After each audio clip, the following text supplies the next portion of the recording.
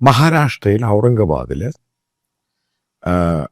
ഒരു സ്കൂളിന് മുമ്പിൽ ജോയിൻ RSS എന്ന് പറഞ്ഞ് പ്ലക്കാർഡൊക്കെ ആയിട്ട് അവിടെ ചെറിയൊരു ടേബിളൊക്കെ ഇട്ട് ഒരു എഡ്യൂക്കേഷൻ ഇൻസ്റ്റിറ്റ്യൂഷൻ്റെ മുമ്പിൽ 5-6 ചെറുപ്പക്കാരിരുന്നു. പെട്ടെന്ന് അതിൻ്റെ ഇടയ്ക്കോട്ട് ഒരു ഭീം അംബേദ്കറായിട്ട് കയറി വരുന്നു. അവരോട് പറഞ്ഞു ഇത് സാധനം എല്ലാം എടുത്തുകൊണ്ട് പോയിക്കോളാൻ പറഞ്ഞു. ഒറ്റയ്ക്കാണ് കയറി വരുന്നത്. മുഴുവൻ സാധനം എടുത്ത് പാക്ക് ചെയ്ത് പോയിക്കോളാൻ പറഞ്ഞു.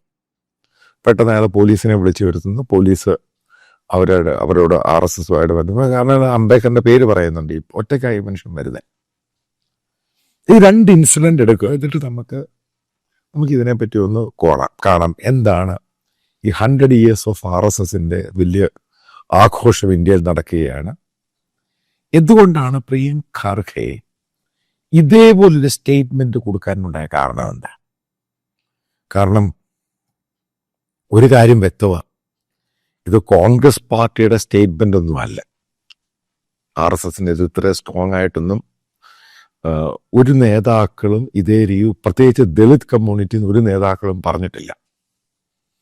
അത്ര ശക്തമായിട്ടാണ് പ്രിയങ്ക ഖാർഗെ പറയുന്നത്.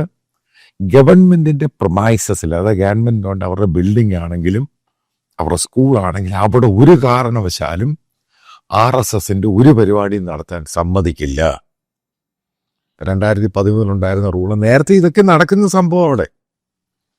കാരണം നമുക്കിത് കർണാടകയിൽ പോയി കാണാൻ സംഭവം. അവിടെ ശാഖകളൊക്കെ നടക്കുന്ന ഗവൺമെന്റിന്റെ സ്കൂളുകളിലും കോളേജുകളിലും മറ്റേ ഗവൺമെന്റ് ഒത്തിരി സ്ഥലങ്ങളുണ്ട്. അവിടെയൊക്കെയാണ് ഇത് നടക്കുന്നത്. അയാൾ പറഞ്ഞു നടത്തുന്നില്ല, അത് ഗവൺമെന്റിന്റെ ഉത്തരവാണ്, അത് പൂർണ്ണമായിട്ടും ബാൻ ചെയ്യുമെന്ന് പറഞ്ഞു.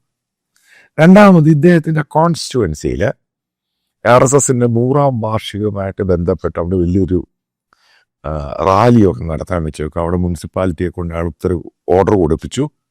ആ മുഴുവനും, ആ കൊടികളും മുഴുവനും, നിങ്ങൾ ആ കണ്ടു കാണാം വീഡിയോ, മുഴുവനും എടുപ്പിച്ചു. അതായത് പെർമനൻ്റ് ആയിട്ട് സ്റ്റീലിലൊക്കെ അടിച്ച സ്ട്രക്ചറൊക്കെ മുഴുവൻ എടുക്കും.